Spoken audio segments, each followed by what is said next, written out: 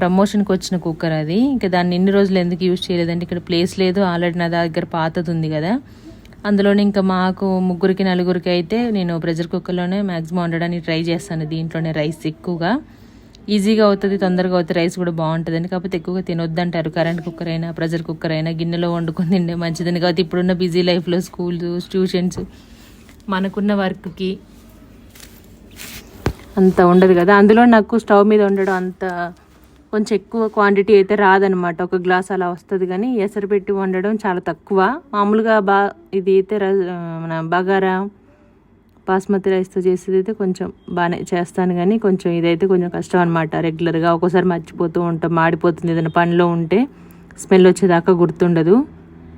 ఇదైతే టైం పెట్టుకొని సెట్ చేసుకోవచ్చు. ఇంకోటి కుక్కర్ అయితే కనుక మనకి విజిల్స్ వస్తాయి కాబట్టి ఎక్కడున్నా వినిపిస్తుంది. వెంటనే మనం ఆఫ్ చేయకపోయినా ఎవరికైనా చెప్పిన పనిలో ఉన్న ఆఫ్ చేస్తారు స్టవ్.